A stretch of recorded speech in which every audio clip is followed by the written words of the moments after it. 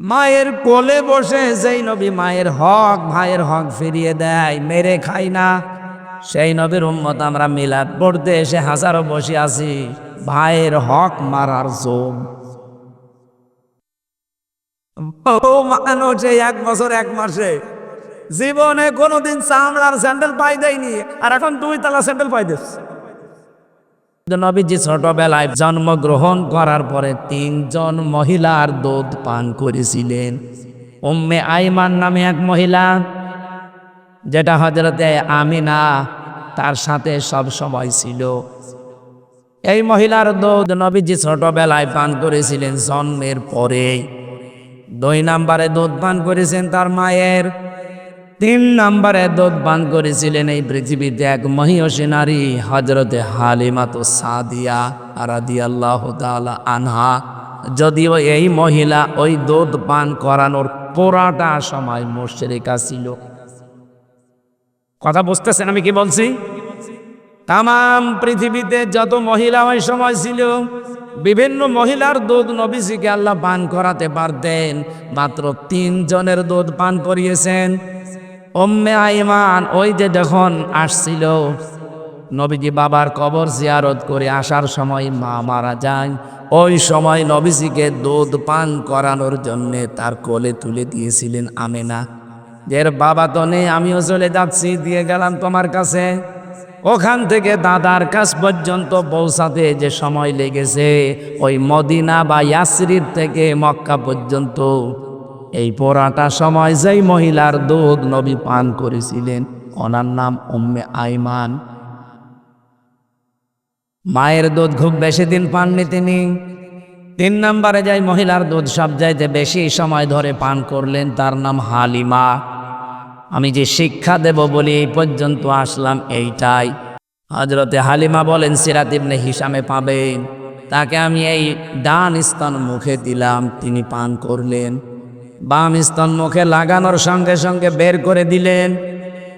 1 বার 2 বার 3 বার আমি তার মুখে লাগিয়েছি, 3 বারই তিনি বের করে দিলেন। চোখের ইশারা দিয়ে যেন আমাকে জানাতে চাই, মা হালিমা জোর করেন কেন? ডান স্তন এটা আমার অধিকার ছিল, হক ছিল, আমি পান করেছি। বাম স্তন এটা আমার অধিকার না, এটা আমার দুধ ভাই আব্দুল্লাহর অধিকার। কারণ আমি জানি আপনার একটা ছোট্ট ছেলে আছে। পৃথিবীতে তো আমি ভাইয়ের হক নষ্ট করার জন্য আসি নাই, এসেছি ভাইয়ের হক ফিরিয়ে দেওয়ার জন্যে। কুষ্টিয়া বাসে যেই নবীর জীবনী শোনার জন্যে, তার মিলাদ পড়ার জন্য বসে আছেন, সেই নবীর জন্মের কাহিনী বলছি। মায়ের কোলে বসে যেই নবী মায়ের হক ভাইয়ের হক ফিরিয়ে দেয়, মেরে খাই না, সেই নবীর উম্মত আমরা মিলাদ পড়তে এসে হাজারো বসে আছি ভাইয়ের হক মারার জোম। এখানে ভাই মানে শুধু দুধ ভাই, আপন ভাই না। আল মুসলিম আখুল মুসলিম, মুসলমান মুসলমানের ভাই। আজ বাংলাদেশে কথা উঠেছে যে ইসলামী ব্যাংক তো দখল হয়ে গেছে, চিন্তায় হয়ে গেছে। এরকম তাহা মিথ্যা কথা আপনি বলেন কি করে? ইসলামী ব্যাংক যাদের ছিল তারা ফেরত পেয়েছে। ইসলামী ব্যাংক আপনার বাবার মাথার ঘাম পায়ে ফেলে এই মানুষগুলো রক্ত পানি করে এই ব্যাংকটা বানিয়েছিল। এই জালেমরা এতদিন এইটা জোর জবরদস্তি করে দখল করে রেখেছিল, ওরা আবার ফেরত পেয়েছে। আপনি বলেন এর ভেতরে কোনো ফাঁক ফোকর আছে? যার তা সে ফেরত পেয়েছে। কিন্তু আপনি কার্ডটা নিলেন। বিশ্বনবী জানিয়েছেন, আবি যাররিন রাদিয়াল্লাহু তাআলা আনহু قال النبي صلى الله عليه وسلم من ادعى ما ليس له فليس منا। মুসলিম শরীফের হাদিস। এরপরে আরেকটা অংশ আছে, আমি এটা বললাম না, বলছি আগে পর্যন্ত বলি। হযরতে আবু যর বলেন, আমি নবীর মুখে শুনলাম, নবীজি বললেন, যে জিনিস তোমার না, জোর করে যদি ওটা নিজের দায়িত্বে রেখে দাও, আয়ত্তে নিয়ে নাও। আবার বলছি, যেই জিনিস তোমার না, ওটা যদি জোর করে জবরদস্তি করে যে কোনোভাবে নিজের আয়ত্তে ওইটা দখলে নিয়ে নাও, ওই দিন থেকে তোমার 2টা ক্ষতি হবে। 1 নম্বরে ফালাইসা মিন্না, তুমি ওই দিন থেকে নবীর উম্মত থেকে খারিজ হয়ে গেলে, আর নবীর উম্মত নেই। কুষ্টিয়াবাসী বলেন তো এই হাদিসের প্রথম অংশটুকু, আগস্টের 5 তারিখের পরে আজকে সেপ্টেম্বরের 3 তারিখ, এই 1 বছর 1 মাস প্রায় পার হয়ে গেল। কি মনে হচ্ছে আপনার? নবীর বহু উম্মত এই কুষ্টিয়া জেলায় অলরেডি খারিজ হয়ে গেছে। অন্যের জিনিস যারা চাঁদাবাজি করে, আমি বাকিটা আর বললাম না, কত কায়দায় তারা নিজের আয়ত্তে নিয়ে নিয়েছে। বাবা শাহজালাল, সব হালাল নাকি খোসায় শুরু হয়নি? বলেন। হ্যাঁ, আপনি এ পর্যন্ত শুনে আন্দাজে লাফাবেন না। এরপরে আমি একটা ব্যাখ্যায় যাচ্ছে। নবীজি বলেন 1 নম্বরে, ওই দিন থেকে তুই আমার উম্মত আর নেই, বের হয়ে গেলি। ফালাইসা দিয়েছেন, এখানে ফা আছে। লাইসা মিন্না দিলেও আমি অর্থ করতে পারতাম, ফা দিলেন কেন? ফায়ের ব্যাখ্যা হচ্ছে উপরে বর্ণিত এই গুণাগুণগুলো যদি কেউ অর্জন করে তাহলে মাস্ট বি পরের শাস্তি বা পুরস্কার তার উপরে বর্তাবেই। তাহলে ওপরের কি? ওপরের হচ্ছে যে জিনিস আপনার না, আপনি জোর করে জবরদস্তি করে দখল করে চাঁদাবাজি করে নিজের নামে সব নিয়ে নিয়েছেন, তা আপনার জন্য প্রথম শাস্তি ফালাইসা মিন্না, আপনি নবীর উম্মত নেই। 2 নম্বরে, ওয়ালিয়াতাবাওয়া মাকআদাহু মিনান নার, আপনি জানো জাহান্নামে অলরেডি একটা স্থান তৈরি করে বরাদ্দ করে রেখে দিলেন। আমার তো হাদিস পড়ার পরে মনে হয় বাংলাদেশে বহু মানুষের স্থান এখন জাহান্নামে বরাদ্দ হয়ে গেছে। কুষ্টিয়াবাসী বড় ভালোবাসি আপনাদেরকে, এটা রেকর্ড হচ্ছে। যারা যাদের জিনিসপত্র নিয়েছেন 1 বছর 1 মাসের ভেতরে জোর করে জবরদস্তি করে চাঁদাবাজি করে ছিনতাই করে রাহাজানি করে ফাঁকি দিয়ে ওটা ফেরত দিয়ে দেন। যতদিন ফেরত না দেবেন আপনি নবীর উম্মত আর নেই, খারিজ হয়ে গেছেন আপনি। 2 নম্বরে, আপনি জাহান্নামে নিজের একটা স্থান অলরেডি তৈরি করে রেখেছেন, আপনি মরবেন আর চলে যাবেন। এবার আসেন পরের দ্বিতীয় ব্যাখ্যায়। এ পর্যন্ত বুঝেছেন কিনা বলেন? হ্যাঁ, এখানে আওয়াজ হচ্ছে কেন ভাই? এই কথা বলা যাবে না। দ্বিতীয় ব্যাখ্যাটা শুনলে হয়তো অনেকের আনন্দ লাগতে পারে, আমি আনন্দ পাই। শোনেন, যেই জিনিস আপনার ছিল ওইটা হাতছাড়া করে ফেলেছিলেন, হারিয়ে ফেলেছিলেন, বেদখল হয়ে গিয়েছিল, এখন আপনার কাছে ওটা আবার ফেরত এসেছে, তাহলে আপনি ওই হাদিসের যে শাস্তি তার আওতা মুক্ত থাকবেন। কি বললাম বলেন? যে জিনিস আপনার ছিল কিন্তু ওটা দখল হয়ে গিয়েছিল, যেভাবেই হোক অন্য কেউ নিয়েছিল, ওটা আপনি আবার ফেরত পেয়েছেন, তাহলে হাদিসের যে শাস্তি ওই শাস্তির আওতা মুক্ত থাকবেন। আজ বাংলাদেশে কথা উঠেছে যে ইসলামী ব্যাংক দখল হয়ে গেছে, ছিনতাই হয়ে গেছে, এরকম তাহা মিথ্যা কথা আপনি বলেন কি করে? ইসলামী ব্যাংক যাদের ছিল তারা ফেরত পেয়েছে। ইসলামী ব্যাংক আপনার বাবার মাথার ঘাম পায়ে ফেলে এই মানুষগুলো রক্ত পানি করে এই ব্যাংকটা বানিয়েছিল। এই জালেমরা এতদিন এইটা জোর জবরদস্তি করে দখল করে রেখেছিল, ওরা আবার ফেরত পেয়েছে। আপনি বলেন এর ভেতরে কোনো ফাঁক ফোকর আছে? যার তা সে ফেরত পেয়েছে, কিন্তু আপনি কার্ডটা নিলেন। কুষ্টিয়ার গোবরহাটে খাজানা করে 100 কোটি টাকার উপরে চাঁদাবাজি হয়েছে, এগুলো তো সবই তার বাবার টাকা। 15 বছরে তার যদি 5 কোটি টাকার ক্ষতি হয়ে থাকে, আপনি আরো 95 কোটি টাকা অলরেডি তুলে ফেলেছেন। আপনি যদি 95 কোটি টাকা তুলতে পারেন, আমার তো 200 কোটি টাকা তোলার দরকার। আপনার চাইতে এই 15 বছরে আমি আরো বেশি নির্যাতিত ছিলাম। এক কথা বলছেন। সুতরাং আন্দাজে মিথ্যা তহমত লাগাবেন না। ইসলামী ব্যাংক ছিনতাই হয়নি, ডাকাতি হয়নি, চুরি হয়নি, যারটা সে ফেরত পেয়েছে, সুতরাং তাদের জন্য শাস্তি না। এই সমসপুর বাজারে কোনো দোকান যদি আপনার বেদখল হয়ে যায়, কেউ জোর করে জবরদস্তি করে ক্ষমতা দিয়ে কেড়ে নেয়, এখন আবার ওইটা আপনি ফেরত পেয়েছেন, আপনার গোনা হবে না। কিন্তু দোকানই আপনার না। কি বেশি বললাম? তাহলে খাপের খাপ মমতাজের বাপ মিলে যাচ্ছে। মানুষ এই 1 বছর 1 মাসে জীবনে কোনোদিন চামড়ার স্যান্ডেল পাই দেয়নি, আর এখন 2 তলা স্যান্ডেল পাই দিচ্ছে। বাকি ইতিহাসগুলো নাই বলি।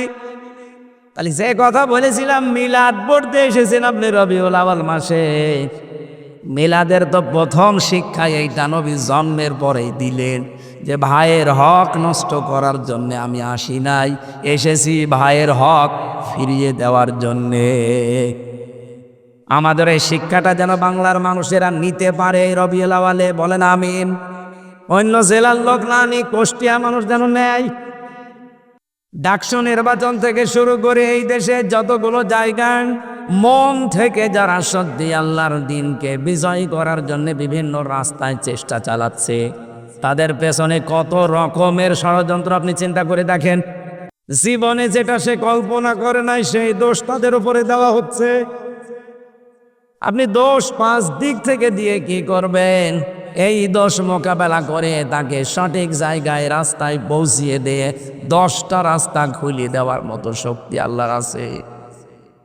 ওয়াহদি ইলাইহি মাইয়ুনিব, যে ব্যক্তি সত্যিই ফিরে আসতে চায় মন থেকে, আল্লাহ তাকে বসিয়ে রাখে না। দিন কায়েমের জন্য তাকে আল্লাহ সিলেক্টেড করে, তাকে নির্বাচিত করে, তাকে পছন্দ করে। কোরআনে কারীম জানিয়েছে আল্লাহু ইয়াজতাবি ইলাইহি মাইয়াশা ওয়া ইয়াহদি ইলাইহি মাইয়ুনিব। ইউনিব না উনিব? ইউনিব, ইয়ার উপরে পেশ আছে। আল্লাহ রাব্বুল আলামিন সূরা আশ-শূরার 13 নম্বর আয়াতের শেষের অংশে এটা জানিয়েছেন, আমি কাদেরকে দিয়ে এই আনন্দটা উপভোগ করাবো জানো?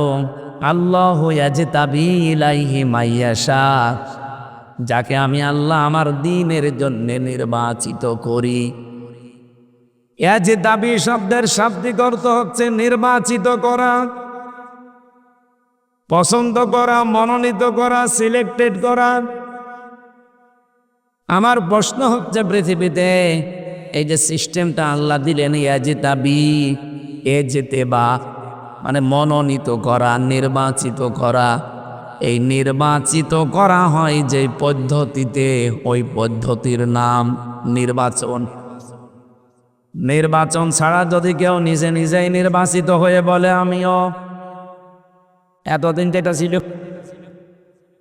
এটাকে আগামীতে আবার চলতে দেবেন? কোরআনের বিরুদ্ধে চলে যাচ্ছে না? আজাহিদু ফিল্লাহি হাক্কা জিহাদি ওয়াজতাবাকুম, তিনিই তোমাদেরকে নির্বাচিত করেছেন। শুধুমাত্র ওয়াজতাবাকুম পর্যন্ত আল্লাহ আয়াত সেট করে দেননি, শেষ না। ওমা জাআলা আলাইকুম ফিদ্দীনি মিন হারাজ, আল্লাহ যাদেরকে নির্বাচিত করেন, মনোনীত করেন, পছন্দ করেন, সিলেক্ট করেন, এই মানুষগুলো যদি সত্যি আল্লাহর নির্বাচিত হয়ে যায়, এরা দিনের ওপরে চলতে গিয়ে যত বাধা বিপত্তি আসবে, এই বাধা বিপত্তি আল্লাহ নিজের পক্ষ থেকে সব সরিয়ে দেবে। এখানে হওয়ার ফাইল সরাসরি আমার আল্লাহ নিজে, এখানে কর্তা দুনিয়ার কেউ না। সুতরাং এটা রেকর্ড হচ্ছে সারা বাংলাদেশে। আজ যারা দিনের জন্যে মনোনীত, যাদের জীবন মান প্রাণ সব তারা উৎসর্গ অলরেডি করে দিয়েছে, যারা এই কথা বলে ময়দানে নেমেছে, বলে ইন্না সলাতি ওয়া নুসুকি ওয়া মাহইয়ায়া ওয়া মামাতি লিল্লাহি রাব্বিল আলামিন, যারা এই কথা বলে মাঠে নেমে পড়েছেন। আর নেমে পড়ে কখন? আপনি আমি তো নামতে পারি না, আমাদের পেছনে বিভিন্ন রকমের ঝামেলা লেগে থাকে, অথচ আমার মতো মানুষে কিন্তু দিন কায়েমের জন্য অলরেডি সব দিয়ে নেমে পড়েছে। যত বাধা বিপত্তি আসুক, যত রকমের উল্টা পাল্টা গালিগালাজ কথাবার্তারা মিথ্যা তহমত তাদের ওপরে দেওয়া হোক, এই মানুষগুলোকে কিন্তু ফেরানো যায় না। বলেন, ইউজাহিদুনা ফি সাবিলিল্লাহি ওয়ালা ইয়াখাফুনা লাউমাতা লাইম। কোন তিরস্কারকারীর তিরস্কারকে তারা পাত্তা দেয় না। এটা আমি এই শব্দটা বোঝাতে এতক্ষণ পর্যন্ত পেঁচাচ্ছি। আল্লাহ পাক যাকে নির্বাচিত করেন তার দ্বীনের জন্যে, মাস্ট বি এই লোকটা বিপদে পড়লে ওমা জাআলা আলাইকুম ফিদ্দীনি মিন হারাজ। জালার ফাইল সরাসরি আল্লাহ নিচে, এখানে কর্তা অন্য কেউ না। আল্লাহর কসম, কোরআনের ওপর আমার 100% বিশ্বাস আছে। এই পৃথিবীতে সত্যি কোরআনের জন্যে, দ্বীনের জন্যে আল্লাহ পাক যাকে নির্বাচিত করেছেন, পছন্দ করেছেন, এরা যদি দ্বীনের ওপরে চলতে গিয়ে কোনো মুসিবতে পড়ে, ওয়াহদি ইলাইহি মাইয়ুনিব, যে ব্যক্তি আল্লাহর দিকে মন থেকে ফিরে আসতে চায় তাকে আল্লাহ এই কাজ করার সুযোগ দেয়।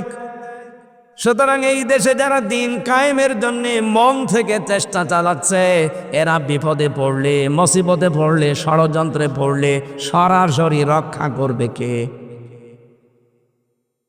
আপনি যতই চেষ্টা করেন জীবনও আপনার মিশন সফল হবে না।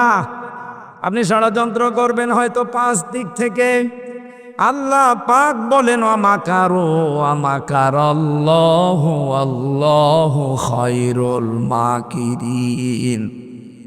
ওরা ষড়যন্ত্র করে, আমি আল্লাহ কৌশল করি, আমি আল্লাহ সর্বোত্তম কৌশলী। সুতরাং আজকে এই দেশে যারা সত্যিই মন থেকে দ্বীন কায়েমের জন্য নেমে পড়েছে, আপনি যতই তহমত তাদের নামে লাগিয়ে দেন না কেন, আপনার পেছনে শয়তান 5টা জাল যদি বিছিয়ে রাখে, এগুলো ষড়যন্ত্রের। আল্লাহ রাব্বুল আলামিন ওই লোকটার জন্য বাঁচাতে 10টা রাস্তা খুলে দেবে। ডাকসু নির্বাচন থেকে শুরু করে এই দেশে যতগুলো জায়গা মন থেকে যারা সত্যি আল্লাহর দ্বীনকে বিজয় করার জন্য বিভিন্ন রাস্তায় চেষ্টা চালাচ্ছে, তাদের পেছনে কত রকমের ষড়যন্ত্র আপনি চিন্তা করে দেখেন। জীবনে যেটা সে কল্পনা করে নাই সেই দোষ তাদের উপরে দেওয়া হচ্ছে। আপনি দোষ 5 দিক থেকে দিয়ে কি করবেন? এই দোষ মোকাবেলা করে তাকে সঠিক জায়গায় রাস্তায় পৌঁছিয়ে দিয়ে 10টা রাস্তা খুলিয়ে দেওয়ার মতো শক্তি আল্লাহর আছে। ওয়াহদি ইলাইহি মাইয়ুনিব, যে ব্যক্তি সত্যিই ফিরে আসতে চায় মন থেকে, আল্লাহ তাকে বসিয়ে রাখে না। দ্বীন কায়েমের জন্য তাকে আল্লাহ সিলেক্টেড করে, তাকে নির্বাচিত করে, তাকে পছন্দ করে। ফাকাদ ক্বালা আল্লাহু তাআলা ফি কালামিহিল মাজিদ ওয়া বুরহানিহিত তাওহীদ। ফাউযু বিল্লাহি মিনাশ শাইতানির রাজীম। বিসমিল্লাহির রহমানির রহিম। ইয়া বানি আদামা ইম্মা ইয়াতিয়ান্নাকুম রুসুলুম মিনকুম ইয়াকুসসুনা আলাইকুম আয়াতি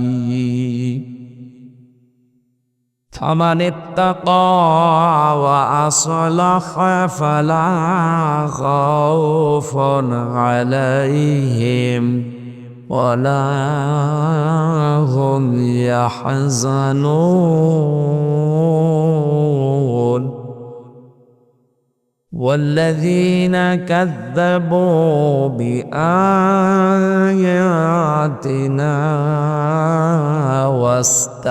واستكبروا عنها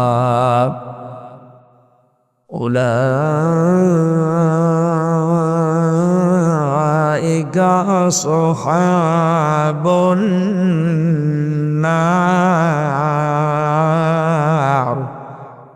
هم فيها خالدون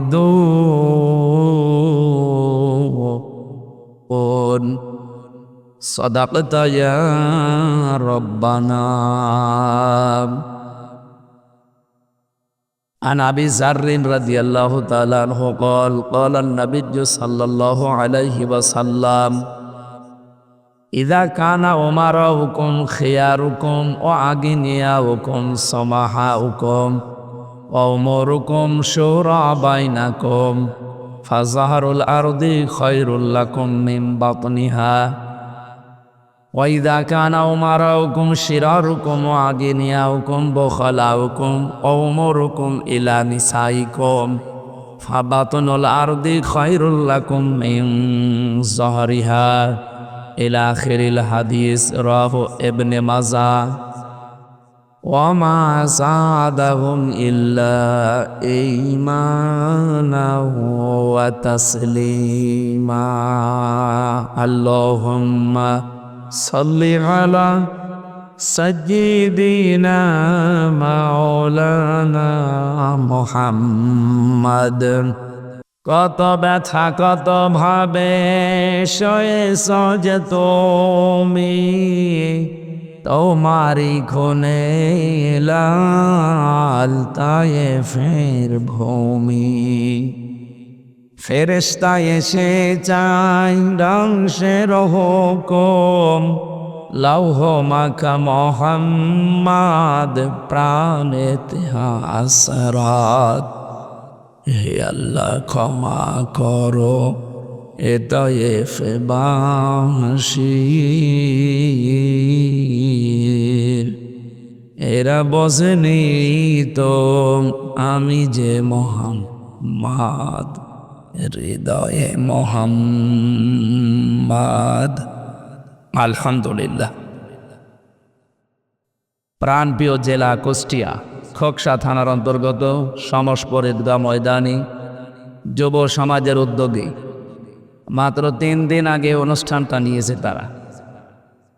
3 দিনের ভেতরে আপনারা এতগুলো মানুষ এক জায়গায় কোরআনে কারিমের মহাব্বতে রাসূলুল্লাহর ভালোবাসা এসে এই জায়গায় হাজির হয়েছেন নাকি বিরিয়ানির প্যাকেট আছে? সুতরাং যুবকদের এই মহতী আয়োজনে যারা সাড়া দিয়েছেন, ঐতিহাসিক সিরাত মাহফিলের স্বনামধন্য সভাপতি, পাত্র এলাকার সর্বজন শ্রদ্ধাভাজন ব্যক্তি, মুরব্বী মানুষ মনে হয়, হাফেজ মাওলানা আনিসুর রহমান হালকা। এখানে বিশেষ অতিথি হিসাবে যারা আলোচনা রাখলেন, হাফেজ মাওলানা মুর্শিদ আলম, শেখ সাইদুল ইসলাম সাইদ ভাই। উপস্থিত আছেন আমলাবাড়ি হাফেজিয়া মাদ্রাসার সম্মানিত পরিচালক, হাজারো হাফেজের ওস্তাজ, আমাদের কুষ্টিয়ার কৃতি সন্তান হাফেজ আব্দুল্লাহ দামাত বারকাতুহুমুল আলিয়া, বলেন আমিন। উপস্থিত আছেন চুয়াডাঙ্গা থেকে এসেছেন জনাব মাওলানা হোসাইন আহমেদ মাহফুজ। এ মাহফিলের বরেণ্য যুবক সদস্য যারা এলাকার মুরব্বীদেরকে সাথে নিয়ে নবীজির সিরাত তার জীবনে আমাদেরকে শোনানোর জন্যে ব্যবস্থা যারা করে দিয়েছে, ওদেরকে যে মা পেটে নিয়েছে আল্লাহ যেন খাদিজাতুল কুবরার মতো কবুল করে। যেহেতু সিরাত মাহফিল লিখেছেন, আমরা তার সিরাত নিয়েই কথা বলবো। আমার আজকের আলোচনার বিষয় সাবধান, আশ্চর্যবোধক চিহ্ন আছে। এরপরে হচ্ছে কার আদর্শ অনুসরণ করছেন, প্রশ্নবোধক চিহ্ন। এ বিষয়টা বোঝা গেছে কিনা বলেন তো? কি বললাম? সাবধান। এরপরে আশ্চর্যবোধক একটা চিহ্ন দেওয়া আছে, বিস্ময়সূচক একটা শব্দ দেওয়া আছে। এরপরেই আসল বিষয় কার আদর্শ অনুসরণ করছেন, প্রশ্নবোধক চিহ্ন। সুতরাং আপনাকে এখানে আজকে খোরাকি নিয়ে যাওয়া লাগবে। আমরা ক্লাস আকারে 1 ঘন্টা মতো কথা বলবো ইনশাআল্লাহ। 1 ঘন্টার ভেতরে এমন কিছু আমরা ডেলিভারি দিতে চাই, এমনকি আমরা রিসিভ করতে চাই, এটা নিয়ে আমাদের বাকি যতদিন বাঁচি এর উপরে যেন চলতে পারি ইনশাআল্লাহ। দল মত নির্বিশেষে আজকের এই অনুষ্ঠান, এটা শুধু বাংলাদেশ জামাত ইসলামী যারা করে, ইসলামী ছাত্র শিবিরে যারা আছে, চরমনাই পীরের মুরিদ যারা, শুধু তাদের জন্য নাকি? বলেন বলেন। হাদা বায়ানুল লিন্নাস হুদাল লিন্নাস, মানুষ পদবাচ্চে যারা বিবেচিত তাদের জন্য আজকের আয়োজন। যেহেতু সবাই মিলে আমরা এসেছি, খুশি হয়ে বলছি আলহামদুলিল্লাহ। প্রশংসা আদায় করা লাগে সব কিছুর আগে কার? আর আমরা যেটা বিশেষ করে বাংলাদেশে বুঝি, প্রশংসা মানে আদায়ের সিস্টেম আমরা জানি অনেকে, যে বলতে হয় যে আলহামদুলিল্লাহ হয়ে গেল না। কোরআনে কারীম জানিয়েছে লাইন শাকারতুম লাযিদান্নাকুম ওয়া লাইন কাফারতুম ইন্না আযাবি লাশাদীদ। জন্মের পর থেকে আয়াত শুনছি, পড়ছি, কোনোদিন ভেবেছেন এই আয়াতটা নিয়ে? আল্লাহ পাক কতগুলো তাকিদ দিয়েছেন আয়াতের ভেতরে। উনি তো এমনিতে আমাদের মতো সরাসরি বলতে পারতেন। লাইন শাকারতুম লাযিদান্নাকুম দিয়েছেন, লামে তাকিদ নুনে সাকিলা। যদি কেউ নিয়ামতের শুকরিয়া আদায় করে, মাস্ট বি ওর জীবনে ওই নিয়ামত আমি আল্লাহ বৃদ্ধি করবই। শুধু করব বললে এখানে লামে তাকিদ নুনে সাকিলা দেওয়া লাগতো না, আমি এমনি বুঝে ফেলতাম, আমি নিজে অর্থ করতে পারতাম। দুইটা তাকিদ দিয়েছেন আল্লাহ, মাস্ট বি, তিনি এটা দেবেই যদি শুকরিয়া আদায় হয়। এখন আমার প্রশ্ন, শুকরিয়া আদায় করতে হলে কি করা লাগে? শুকরিয়া যদি কোনো বিষয়ের দুনিয়াতে আপনি আদায় করতে চান, কমপক্ষে 3টা শর্ত দুনিয়ায় মানা লাগবে। 1 নম্বরে আপনাকে মুখে স্বীকার করা লাগবে যে হ্যাঁ এটা নিয়ামত। আমার তো মনে হয় আমার জন্মের পর থেকে এই 33 বছরের ভেতরে 12 সাল থেকে আমি এই ময়দানে কথা বলি, বিশেষ করে এলাকার বিভিন্ন গ্রামে আসলেও এই জায়গায় আসি নাই। 12 সাল থেকে 25 সাল হয় মাত্র 13 বছর, তার ভেতরে 3 বছর ছেলে, 10 বছর। আর এই 10 বছর যারা দায়িত্বে ছিল, আমির হামজা না, আমির নাম শুনলেও 144 ধারা জারি করত। হামজা তো আরো ঝামেলা। সেই হিসাবে বলছি আজকে একটা নিয়ামত। 3 দিনের আয়োজনে এতগুলো মানুষ এমনিতে আসে নাই, আজকে এটা আমাদের জন্য বলেন মুখে স্বীকার করে নিয়ামত। বলেন বলেন। 2 নম্বরে শুধু স্বীকার করলে হবে না, আপনার অন্তরের ভেতর একটা আনন্দ লাগবে। এই আনন্দর চিহ্ন কি? কোরআনে কারীম জানিয়েছে ইন্নামাল মুমিনুনাল্লাযীনা ইযা যুকিরাল্লাহু ওয়াজিলাত কুলুবুহুম। অবশ্যই আল্লাহর দৃষ্টিতে ঈমান আছে তাদের ভেতরে। আবার বলছি, অবশ্যই আল্লাহর দৃষ্টিতে ঈমান আছে তাদের ভেতরে। তারাই শুধু আল্লাহর দৃষ্টিতে ঈমানদার বলে দাবি করতে পারে। আমি কেন রিপিট করলাম? এই যে শব্দটা আল্লাহ আরম্ভ করেছেন ইন্না দিয়ে, বলতে পারতেন ইন্নাল মুমিনুনাল্লাযীনা ইযা যুকিরাল্লাহ, মাঝখানে মা লাগিয়েছেন কেন? যারা আরবি গ্রামার বোঝে, আমি যতটুকু বুঝেছি, মা শব্দ যদি ইন্নার পরে ব্যবহার করা হয়, তাহলে বাংলা অর্থ দাঁড়ায় কেবলমাত্র, শুধুমাত্র, একমাত্র, এই জন্যে, এরকম অর্থ আছে। আপনি দেখেন আরবি গ্রামার খুলে প্রায় 12-13টা অর্থ পাবেন, সব এইরকম। আল্লাহর দৃষ্টিতে একমাত্র, কেবলমাত্র, শুধুমাত্র ঈমানদার তারা। ওয়াজিলাত কুলুবুহুম ইযা যুকিরাল্লাহু ওয়াজিলাত কুলুবুহুম। যখন আল্লাহর নাম তাদের সামনে উচ্চারণ করা হয়, ওই মানুষগুলোর অন্তর আত্মা কেঁপে ওঠে। এখানে ওয়াজিলাত কুলুবুহুম এই শব্দের ব্যাখ্যায় তাফসিরে ফি জিলালিল কোরআন সৈয়দ কুতুব রহমতুল্লাহ আলাইহি বলেন, আপনার অন্তর যে কেঁপে ওঠে এর চিহ্ন কি? এই আওয়াজ করা যাবে না। আপনার অন্তর কেঁপে ওঠে এর চিহ্ন কি? রাব্বুল আলামিন বলেন ওয়াইদা সামিউ মা উনজিলা ইলার রাসূলি তারা আ'য়ুনাহুম তাফিদু মিনাদ দামি'i মিম্মা আরাফু মিনাল হক ইলা আখিরি আয়াত। সূরা মায়েদার ভেতরে এসেছে 7 নাম্বার পারার 1 নাম্বার পৃষ্ঠায় আছে। নবী আপনি যখন কোরআনে কারীম শোনাবেন, আপনার উপরে যেটা নাজিল হয়েছে এটা যখন মানুষ শুনবে, যারা উপলব্ধি করতে পারে, যারা বুঝতে পারে, আপনি দেখবেন মনের অজান্তে তাদের চোখ দিয়ে পানি পড়ছে। কোরআনের আলোচনায় সবার চোখে পানি আসবে না, এটাকে আপনাকে বোঝার মতো যোগ্যতা থাকা লাগবে। আপনি যখন অনুধাবন করবেন যে কি বলতে চায় আর আমি কি করি, মনের ভেতরে যখন একটা উতাল পাতাল শুরু হবে, আপনি মনের অজান্তেই কখন কাঁদতেছেন নিজেও টের পাবেন না। আপনার এই দৃশ্য যদি তৈরি হয় তাহলে কিছু চিহ্ন আপনাকে এখনই দেখা যাবে ভেতরে। 1 নম্বরে শরীরের পশমগুলো দেখবেন খাড়া হয়ে গেছে। দেখেন তো আপনার দিকে তাকিয়ে, যদি মনে হয় যে হ্যাঁ পশমগুলো সব খাড়া হয়ে গেছে। 2 নম্বরে বাম স্তনের 2 আঙ্গুল নিচে একটা গোস্তের টুকরা আছে, এখানে কাপ ধরবে। 3 নম্বরে আপনার মনের ভেতরে একটা অনির্বচন শোক আপনি অনুভব করবেন, এটা টাকা দিয়ে কিনতে পাওয়া যায় না। এই বিষয়গুলো যখন আপনার 3.5 হাত বডির ভেতরে আপনি পাবেন, আপনি মনে করবেন মাস্ট বি আপনি অন্তরে শান্তি পাচ্ছেন। তাহলে নিয়ামতের শুকরিয়া আদায়ের শর্ত কয়টা বললাম? 3টা। বলেন বলেন। 1 নম্বরে মুখে স্বীকার করা না, এরকম ছাত্র এখনই বুঝে যাচ্ছে। মুখে স্বীকার করা লাগবে যে হ্যাঁ সমস্পরে আজকের এটা নিয়ামত। বলেন বলেন। 2 নম্বরে আপনার মনের ভেতরে একটা অনির্বাচন শোক আপনি অনুভব করবেন, যেটা অন্তত আমি পাচ্ছি।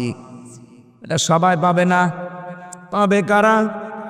কোরআনে কারীম জানিয়েছে আল্লাহু ইয়াজতাবি ইলাইহি মাইয়াশা ওয়া ইয়াহদি ইলাইহি মাই ইউনিব।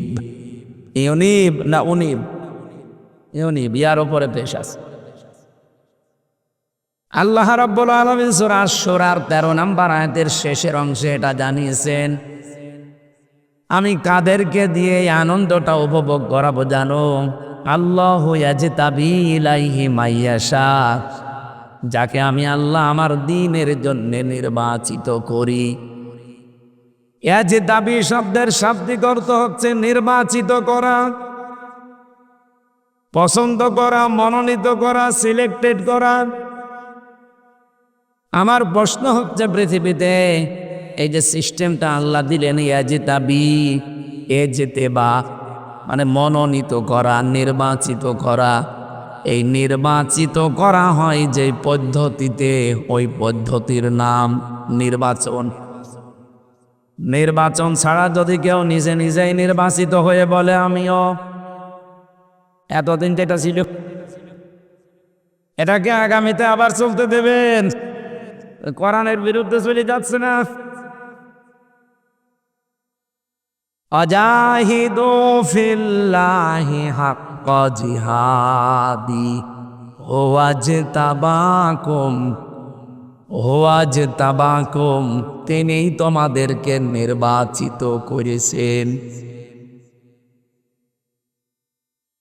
শুধুমাত্র ওয়াজতাবাকুম পর্যন্ত আল্লাহ আয়াত সেট করে দেননি, শেষ না।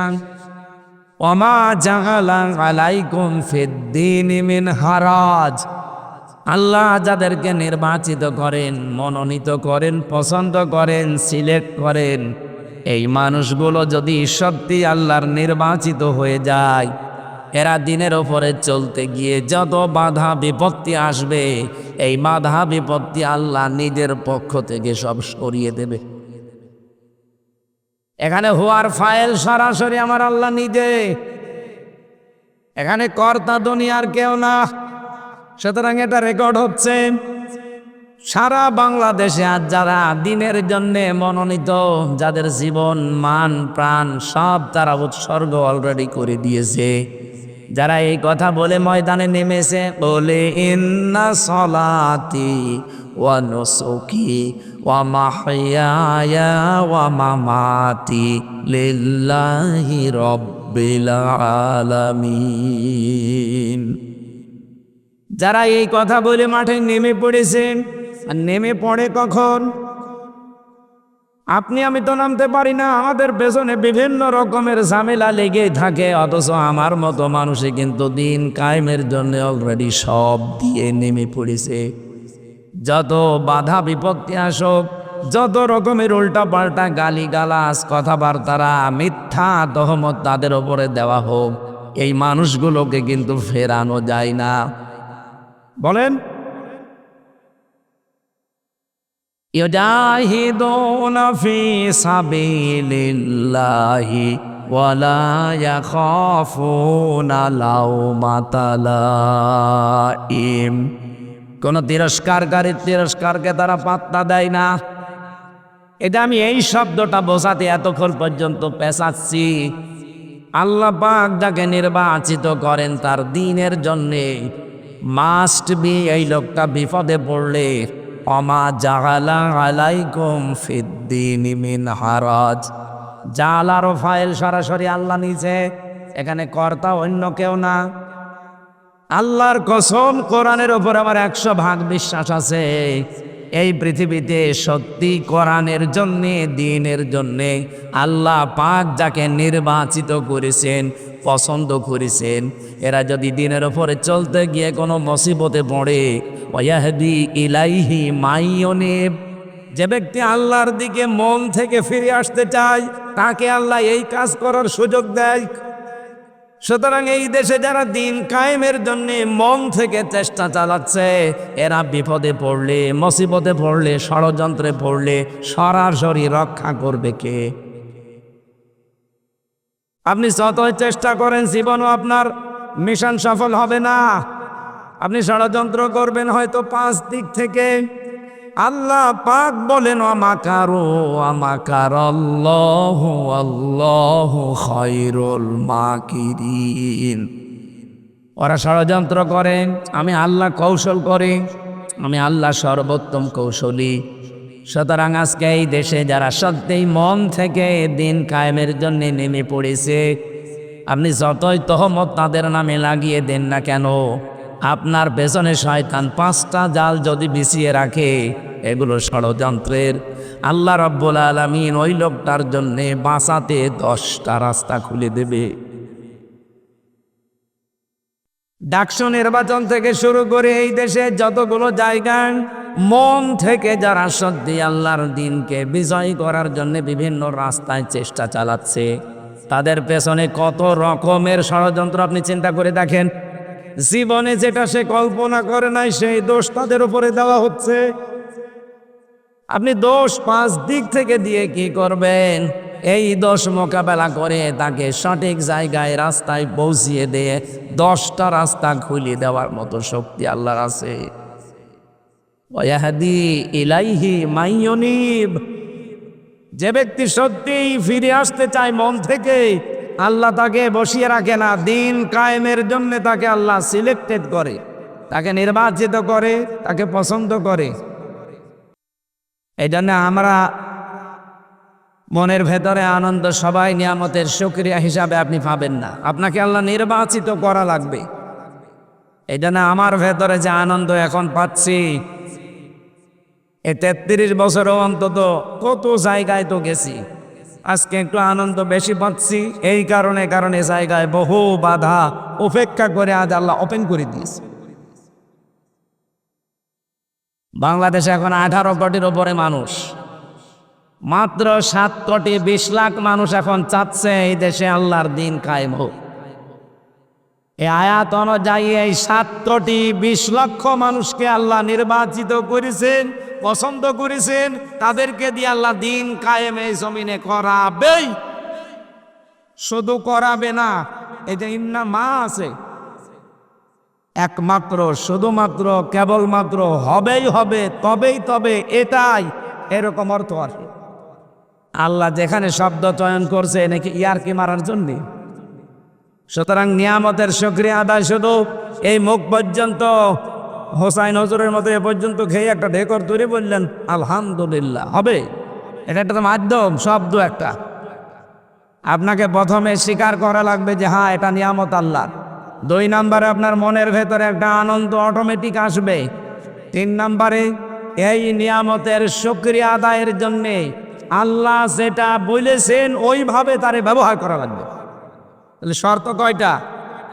তাহলে আজকের এটা যদি নিয়ামত হয় আমরা 1 নম্বরে স্বীকার করি কিনা বলেন বলেন। 2 নম্বরে আমরা মনের ভেতরে অন্তত আমরা সবাই না পেলেও কিছু মানুষ অন্তত আনন্দ পাচ্ছি। কারা পাচ্ছেন দেখি? হ্যাঁ, আন্দাজে হাত তুলবেন না, আমি কিন্তু বুকে হাত দিয়ে দেখবো। দেখেন তো,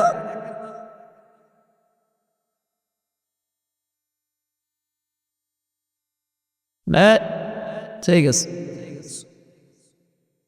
কার সাথে কথা বলছিলেন? ও, তুমি হাত না তুলেও দেখি কথা বলছ। এর বুকে হাত দিয়ে দেখেন তো এখানে নড়ছে কিনা। 3 নম্বরে কি বললাম? যে এখান থেকে যেটা পাওয়া যাবে এই নিয়ামতটা আপনার প্র্যাকটিক্যাল লাইফে আপনি কাজে লাগাবেন। কি পাওয়া যাবে? নয় যে বললাম না সাবধান, কার আদর্শ অনুসরণ করছেন প্রশ্নবোধক চিহ্ন। এটা আজকে আমরা নিয়ে যেতে চাই। বিশ্বনবীকে আল্লাহ পাঠিয়েছিলেন যেই জায়গায়, ওখানে কিন্তু কিয়ামত পর্যন্ত তিনি থাকেননি, কারণ তারা এই নিয়ামতের কদর করে নাই, দাম দেয় নাই, শুকরিয়া আদায় করে নাই। অথচ যে মানুষগুলো তাকে সানন্দে গ্রহণ করেছিল কিয়ামত পর্যন্ত আল্লাহ তাকে সেই মদিনায় রেখে দিয়েছে। অনেকে মদিনায় জন্ম নিয়েছিলেন, কোথায় বলেন বলেন? যেখানে জন্ম নিলেন সেখানেই তো থাকার কথা, কিন্তু এই মানুষগুলো তার গুরুত্বই দেয়নি, তাকে দেশ থেকে তাড়িয়ে পর্যন্ত দিয়েছে। অথচ যারা সানন্দে গ্রহণ করেছিল সেই জায়গাটা এখন পৃথিবীর শ্রেষ্ঠ জায়গা হয়ে দাঁড়িয়েছে। কি একটা আলাদা প্রশান্তি পাওয়া যায় সেখানে গেলে। লক্ষ লক্ষ মানুষেরা নবীকে শুধু সালাম দেওয়ার জন্যে, আপনি যারা হজ করে হজের বিধান জানে জিজ্ঞাসা করে দেখবেন, মক্কাতেই কিন্তু হজের যত ফরজ আছে, ওয়াজিব আছে, সুন্নত আছে, সব শেষ, একটা কাজও নেই মদিনায়। এরপরও পৃথিবীর 257টা দেশ থেকে মানুষ যায়। এই যে আমি 11-12 দিন আগে এসেছি, না 14 দিন, প্রায় এখন 27 লাখ মানুষ মক্কা মদিনায় এখন চলাফেরা করছে সরকারি জরিপে। এতগুলো মানুষ এরা শুধু মক্কায় ঘোরাফেরা করে হজের যে কাজ আছে, নফল হজ, ওমরা হজ শেষ হয়ে যায়, মদিনায় যাওয়া লাগে না। অথচ 450 কিলোমিটার পথ পাড়ি দিয়ে মানুষ লক্ষ লক্ষ সবাই যাচ্ছে মদিনায় অন্তত নবীকে একবার সালাম দেওয়ার জন্যে। মদিনার মানুষেরা যদি ওই সময় আনন্দে গ্রহণ না করত, নবীজি যদি ইন্তেকাল করতেনই মক্কায়, কিয়ামত পর্যন্ত মদিনায় আমাদের যাওয়ার আর দরকারই ছিল না, বলেন। সুতরাং আমরা যে আয়াত পড়েছি, আয়াতে এবার যাব, গুরুত্বপূর্ণ কিছু মেসেজ এখান থেকে আসবে। আমি আবার বলছি, সাবধান, কার আদর্শ অনুসরণ করছেন? রবিউল আউয়াল মাস, এটা খালি রসুলের জীবনী শোনান। কি শুনবেন? রসুলের জীবনী। বিশ্বনবী মুহাম্মদ রাসূলুল্লাহ সাল্লাল্লাহু আলাইহি ওয়াসাল্লাম এই পৃথিবীতে যে মাসে এসেছিলেন আমরা সবাই জানি, সেই মাসের নাম রবিউল আউয়াল মাস। হয়তো মতান্তর আছে তার জন্মের তারিখ নিয়ে, কেউ 9 তারিখ, কেউ 12 তারিখ বলে। আমরা যেহেতু ওই সময় ছিলাম না, ঐতিহাসিকদের লেখা পড়ে আমরা এতটুকু জানি 12 তারিখও সঠিক, 9 তারিখও সঠিক। আমার মনে হচ্ছে এখানে একটা প্রশ্ন আসতে পারে যে 2 তারিখে নবী জন্মগ্রহণ করলো কি করে? তার আপনি সঠিকটা বলেন তো দেখি।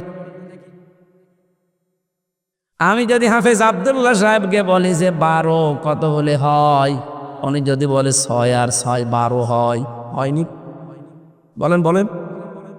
হোসাইন হুজুরকে বললাম 12 কত হয়, বলছে 10 আর 2 12 হয়, হয়নি?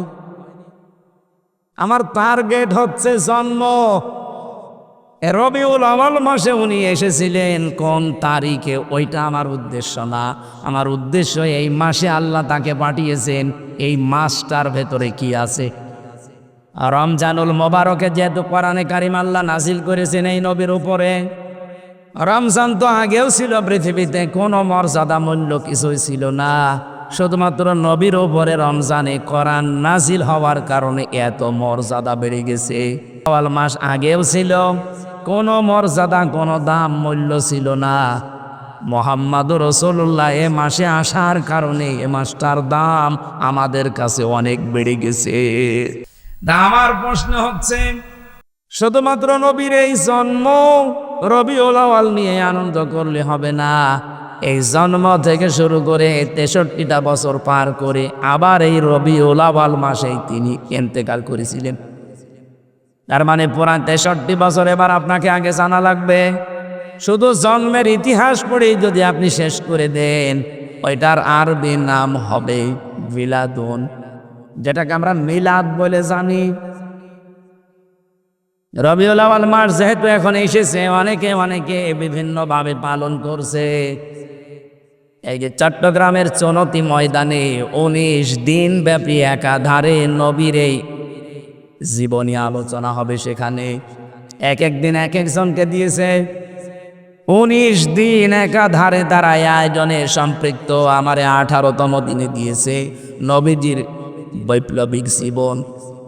নবীজির বিপ্লব বলে একটা জীবন ছিল, ওই জীবনে কি কি করেছিলেন ওইটা আমারে বলা লাগবে ওই দিন। সহজ সরল ভাষায় সহজে যেন মানুষকে বিশ্বনবীর ওই জীবনটা শোনাতে পারি, বলে না আমি। আজকে তো আর বৈপ্লবিক জীবন না, আজকে আর একটা নিচ্ছি। আমার মূল কথা হচ্ছে, শুধু রবিউল আউয়াল আসলে আমরা মিলাদ শরীফ পড়ব, জিলাপি খাবো, খিচুড়ি খেয়ে শেষ করে দেব নাকি? মিলাদ যেমন আপনি পড়েন, আমি নিষেধ করি না, এই মুহূর্তে আপনাকে সিদ্ধান্ত নেওয়া লাগবে, আমি মাস্ট বি মিলাদের সাথে সিরাত মানতে রাজি আছি। সে আয়াতই পড়েছি আজ সূরা আরাফ 35 আর 36 নম্বর আয়াত। আমি আবার সাবজেক্টটা বলছি, সাবধান, কার আদর্শ অনুসরণ করছেন। এটা এত বড় গুরুত্বপূর্ণ বিষয়। মরণের পরেই যে 3টা প্রশ্ন, তার 3 নাম্বার প্রশ্ন এইটা। বিশ্বনবীকে আপনাকে দেখিয়ে বলা হবে, মান হাজার রজুল, এই লোকটাকে। আপনি যদি সত্যি এই রবিউল আউয়াল মাসে সিদ্ধান্ত নিতে পারেন যে নবী বাদে আমি কারো আদর্শ মানি না, কার আদর্শ অনুসরণ করছেন, প্রশ্নবোধক চিহ্ন, যেহেতু সিদ্ধান্ত নিয়ে যদি এই প্রশ্নবোধক চিহ্ন আজ আপনি মিটিয়ে দিতে পারেন, কসম আল্লাহর, কবরে যাওয়ার পরে আপনি দেখেই বলে ফেলবেন, হাদা নাবিয়ুনা মুহাম্মাদুর রাসূলুল্লাহ। আর যদি শুধু রবিউল আউয়াল আসলে আপনি মিলাদ পড়ে শেষ করে দিয়েছেন, কিন্তু মিলাদে যেই কথাগুলো বলা হয় ওইটাও তো আপনার জীবনে পাওয়া যায় না। আমি একটু ভেতরে যাই। মিলাদ শব্দের শাব্দিক অর্থ হচ্ছে জন্ম। রাসূলের জন্ম বৃত্তান্ত নিয়ে যেখানে আলোচনা করা হয়, ওই অনুষ্ঠানের নাম হচ্ছে মিলাদ অনুষ্ঠান। এলাকায় পাইনি, হয়তো আব্দুল্লাহ হুজুর অথবা মোরশেদ ভাই, ওনারা মিলাদ শরীফে গিয়ে নবীজির জন্ম আলোচনা করছে, যে নবীজির জন্মের আগে এই দৃশ্যগুলো দুনিয়ায় হয়েছিল। অথচ বিশ্ব নবী পৃথিবীতে যে মিলাদ শরীফ আরম্ভ হবে তার যে জন্ম নিয়ে, উনি যে জন্মগ্রহণ করার পরে 3 জন মহিলার দুধ পান করেছিলেন। উম্মে আইমান নামে এক মহিলা, যেটা হযরতে আমিনা তার সাথে সব সময় ছিল। এই মহিলার দুধ নবীজি ছোটবেলায় পান করেছিলেন জন্মের পরে। 2 নম্বরে দুধ পান করেছেন তার মায়ের।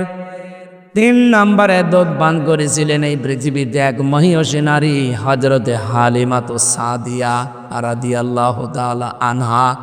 যদিও এই মহিলা ওই দুধ পান করানোর পুরাটা সময় মুশরিকা ছিল। কথা বুঝতেছেন আমি কি বলছি? তাম পৃথিবীতে যত মহিলা ওই সময় ছিল, বিভিন্ন মহিলার দুধ নবীজিকে আল্লাহ পান করাতে পারতেন, মাত্র 3 জনের দুধ পান করিয়েছেন। উম্মে আইমান ওই যে যখন আসছিল, নবীজি বাবার কবর জিয়ারত করে আসার সময় মা মারা যায়। ওই সময় নবীজিকে দুধ পান করানোর জন্যে তার কোলে তুলে দিয়েছিলেন আমেনা। এর বাবা তো নেই, আমিও চলে যাচ্ছি, দিয়ে গেলাম তোমার কাছে। ওখান থেকে দাদার কাছ পর্যন্ত পৌঁছাতে যে সময় লেগেছে, ওই মদিনা বা ইয়াসরিব থেকে মক্কা পর্যন্ত এই পুরাটা সময় যেই মহিলার দুধ নবী পান করেছিলেন, ওনার নাম উম্মে আইমান। মায়ের দুধ খুব বেশি দিন পাননি তিনি। 3 নম্বরে যাই মহিলার দুধ সব চাইতে বেশি সময় ধরে পান করলেন, তার নাম হালিমা। আমি যে শিক্ষা দেব বলি এই পর্যন্ত আসলাম এইটাই। হযরতে হালিমা বলেন, সিরাত ইবনে হিশামে পাবেন, তাকে আমি এই ডান স্তন মুখে দিলাম, তিনি পান করলেন। বাম স্তন মুখে লাগানোর সঙ্গে সঙ্গে বের করে দিলেন। 1 বার 2 বার 3 বার আমি তার মুখে লাগিয়েছি, 3 বারই তিনি বের করে দিলেন। চোখের ইশারা দিয়ে যেন আমাকে জানাতে চাই, মা হালিমা জোর করেন কেন? ডান স্তন এটা আমার অধিকার ছিল, হক ছিল, আমি পান করেছি। বাম স্তন এটা আমার অধিকার না, এটা আমার দুধ ভাই আব্দুল্লাহর অধিকার। কারণ আমি জানি আপনার একটা ছোট্ট ছেলে আছে।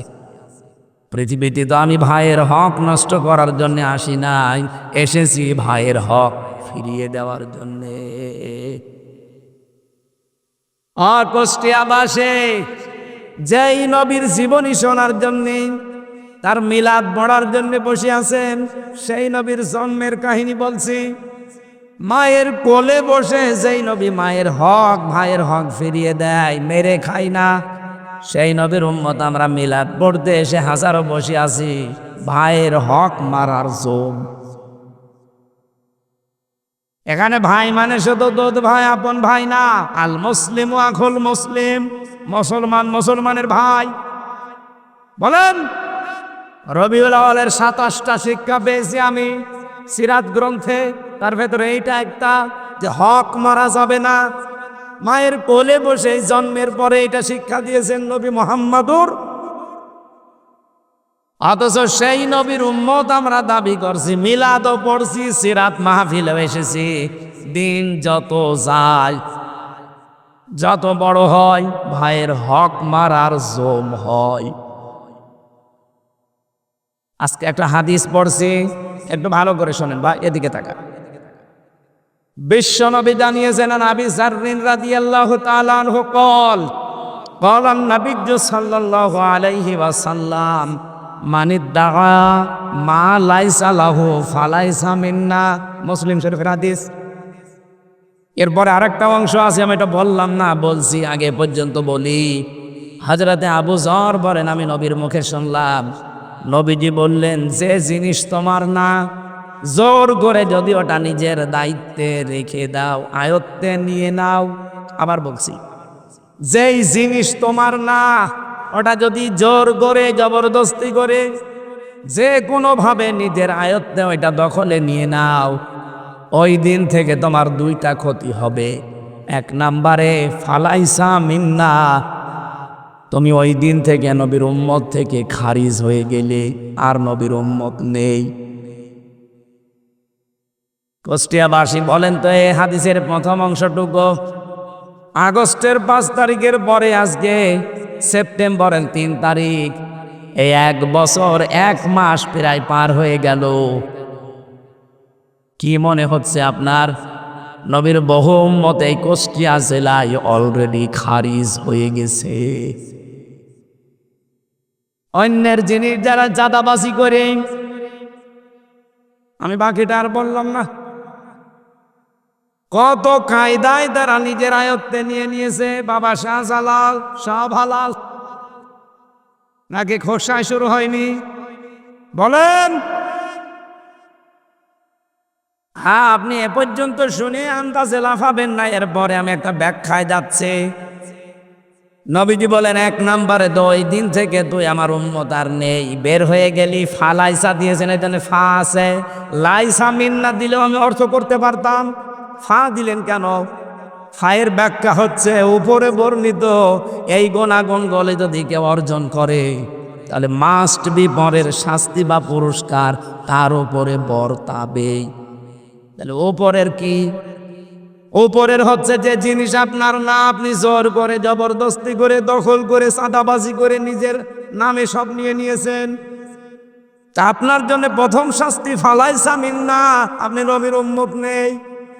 2 নম্বরে ওয়ালিয়াতাবাওয়া মাকআদাহু মিনান নার, আপনি যেন জাহান্নামে অলরেডি একটা স্থান তৈরি করে বরাদ্দ করে রেখে দিলেন।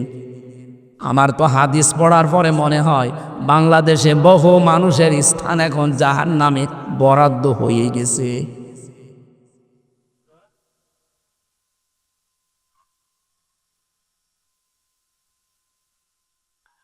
কুষ্টিয়াবাসী বড় ভালোবাসি আপনাদেরকে, এটা রেকর্ড হচ্ছে।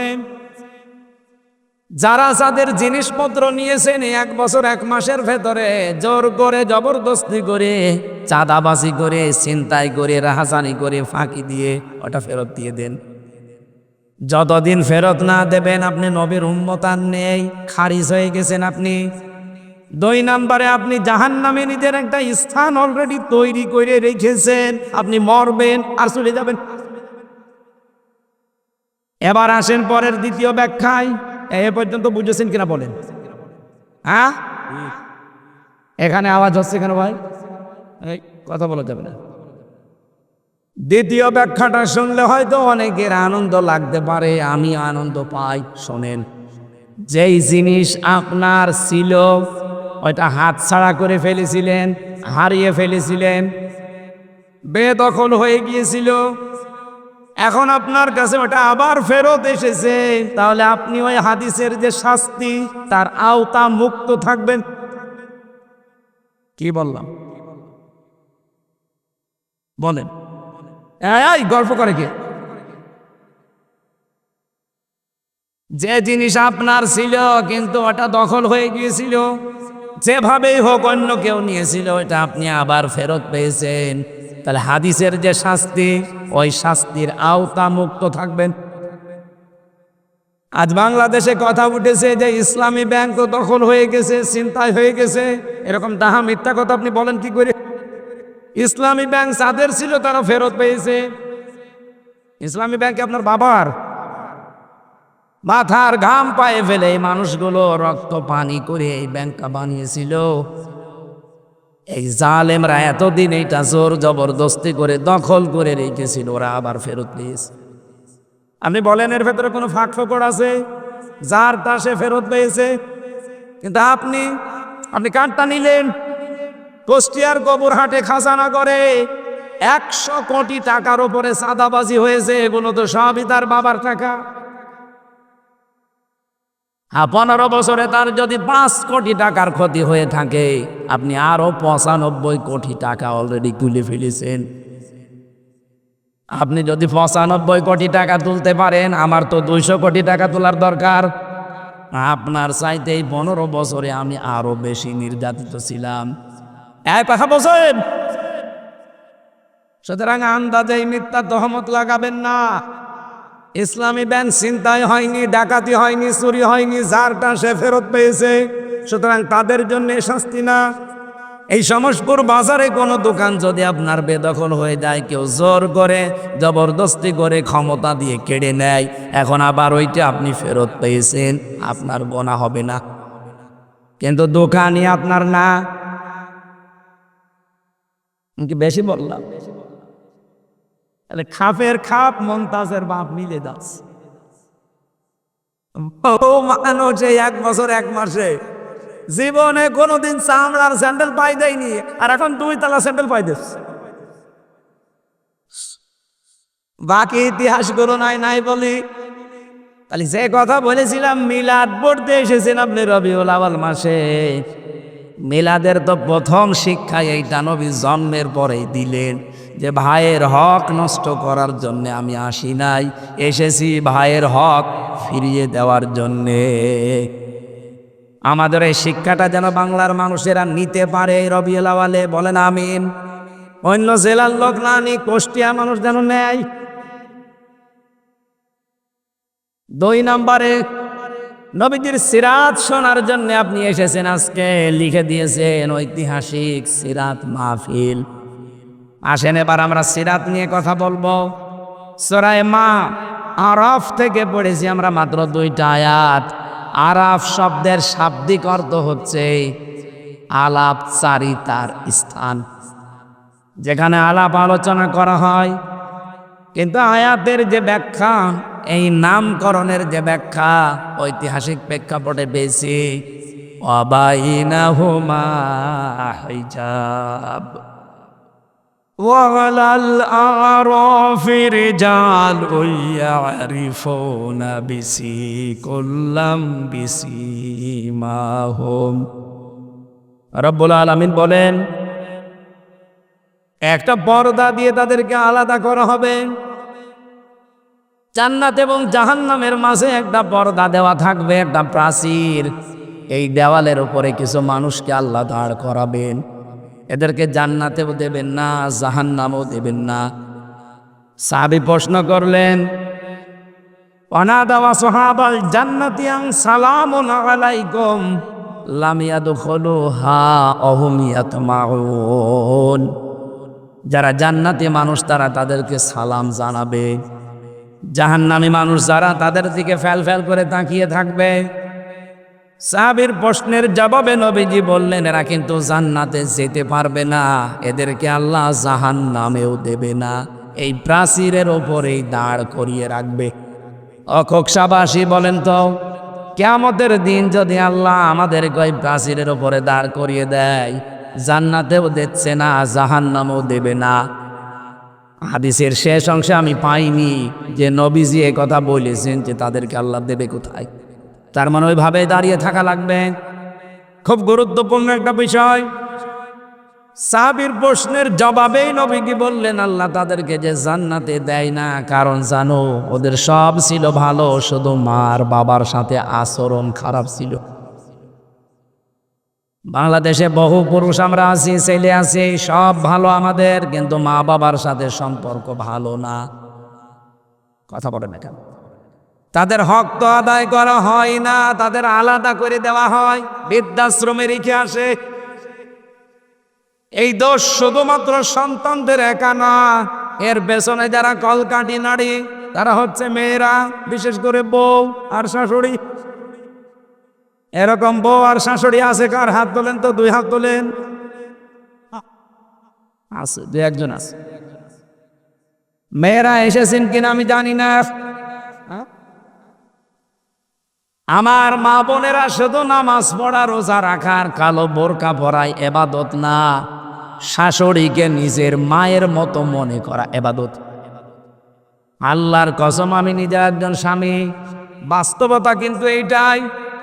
ছেলেরা সব সময় তার মায়ের সাথে বাবার সাথে জড়িয়ে থাকা জিনিসকে ভালোবাসে বেশি। আমার 33 বছর বয়স এখন, বাড়িতে গেলে আমার মায়ের আঁচল ধরে এখনো মুখ মোছা লাগে। আমি নিজে দেখেছি 90 বছর বয়স মায়ের, 70 বছর বয়স ছেলের। এত বড় ছেলেকে মা 2 হাত দিয়ে পিটাচ্ছে, অথচ ছেলে কান্নাকাটিও করে না, দৌড়েও যায় না, আরো মাথা ঠেলে দিয়ে বলে মা মারেন না। মায়ের কাছে ছেলে ওই 70 বছর না, ওর বয়স এখন ওই 3 বছরই আছে। আমার 33 বছর বয়স, তাতে কি হয়েছে? আমি সেই হামজা, মানে 5 বছরের হামজায় আছি। আমার যদি 100 বছরও বয়স হয়, শুধু বাংলাদেশ না তামাম পৃথিবীর যদি আমি মালিক হয়ে যাই, আমার মা ফিরোজার কাছে আমি সেই 5 বছরের হামজায় আছি। বলেন, মায়ের আঁচলটা এর সাথে জড়িয়ে যারাই থাকবে তাদেরকে ছেলেরা বেশি ভালোবাসে। বৌমা যারা এসেছেন, আমি নিজের থেকে যেহেতু পরীক্ষিত বলছি, আপনি যদি সত্যি স্বামীর মন পেতে চান, স্বামীর ভালোবাসা মন থেকে পেতে চান, মায়ের সাথে আপনি জড়িয়ে থাকবেন, আপনি নিজের শাশুড়ির মেয়ে হয়ে যাবেন। যত বেশি মিশতে পারবেন তার খেদমতে, তার সাথে কথাবার্তার আচরণে, দেখবেন দূর থেকে আপনার স্বামী তত বেশি আপনার দিকে ঝুঁকবে। হাজারো পরিবারে আমরা মেনে নিতেই পারছি না, অথচ হাকিস হচ্ছে নেককার মহিলা ওইটা যে 5 ওয়াক্ত নামাজ আদায় করে, রোজা রাখে, নিজের শরীরকে হেফাজত রাখে, আর স্বামী যেটা পছন্দ করে ওইটা জায়েজ হলে স্ত্রীও পছন্দ করে। বলেন তো, স্বামীর সাথে তার মা বাবা থাকবে, এটা স্বামী পছন্দ করে না? বলেন বলেন। এখানে একটা স্বামী দেখাতে পারবেন যারা বলে যে মা বাবা জাহান্নামে যাক? প্রত্যেকটা স্বামীর মনে এই আকাঙ্ক্ষা, আমি গরিব হই ধনী হই, আমি খেয়ে থাকি না খেয়ে থাকি, আমার মা বাবা আমার সাথে থাকবে। বলেন বলেন বলেন, এরকম স্বামী আছেন কারা? দেখি হাত তোলেন তো। আলহামদুলিল্লাহ। সম্মানিত মা বোনেরা, যদি সামনে ক্যামেরা দেওয়া থাকে, প্রজেক্টর দেওয়া থাকে, একটু দেখেন আপনার স্বামী হাত তুলেছে কিনা। সব স্বামী আমি চাই যে আমার মা বাবা আমাদের সঙ্গে থাকবে, কিন্তু দুঃখজনক হলেও সত্য, 100টার 98টা বউ এটা চাই না যে শাশুড়ি আমাদের সাথে থাক। আর এটা জায়েজ কাজ, আপনার স্বামী চাচ্ছে, পছন্দ করছে, আপনি চান না কেন? আমাকে জাহান্নামে দেওয়ার জন্য আপনি নিজেই যদি উঠে পড়ে লাগেন, তা আপনার মতো বউ বিয়ে না করে আমার একাই কি থাকা ভালো ছিল? তাহলে অন্তত আরাপ নামে ওই প্রাচীরে দাঁড়ানো লাগতো না। এক কথা বলছেন। সাহাবী প্রশ্ন করলেন, হে নবী, ওদের আল্লাহ জাহান্নামে দেবে না কেন? বিশ্ব নবী বলেন, ওদেরকে আল্লাহ জাহান্নামে দিচ্ছে না এই কারণে ওরা সব কিছু বাদ দিয়েছিল। পৃথিবীতে বহু কিছু তাদের জীবনে ছিল না, কিন্তু তাদের 1 নাম্বার কাজ ছিল জমিনে যেন দিন কায়েম হয়। সুতরাং দিন কায়েম করার জন্য যারা সর্বাত্মকভাবে চেষ্টা করে, ওদের জীবনে ছোটখাটো ভুল ভ্রান্তির কারণে যদি আল্লাহ জান্নাতে নাও দেয়, জাহান্নামে দেবে না। এই জন্য বুকে আশা নিয়ে, এ ভরসা নিয়ে কোরআনের আয়াতের দিকে তাকিয়ে, এটা 47 নম্বর আয়াত, বড় আশা নিয়ে আপনাদেরকে ওই আশা জাগাতে চাই, জাহান্নামে যদি নিজেকে হারাম বানাতে চান, দিন কায়েমের জন্য আপনি লেগে পড়েন। দিন কায়েম না হলেও আপনার অসুবিধা নেই, কিন্তু আপনাকে আল্লাহ জাহান্নামে দেবে না। আপনি কি উল্টা বুঝলেন?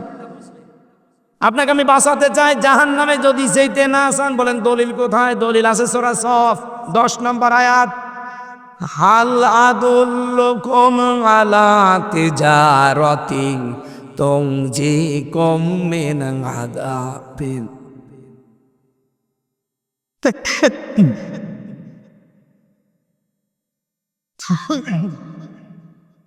ভালো, এটা ভালো।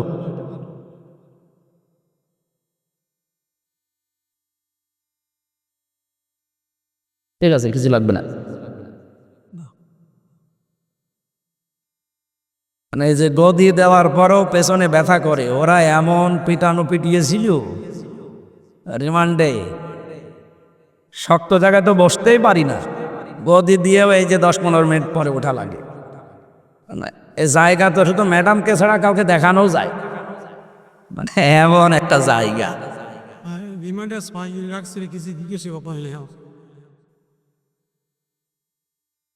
এই জন্য বসে থাকা খুব কঠিন হয়ে যায় একাধারে।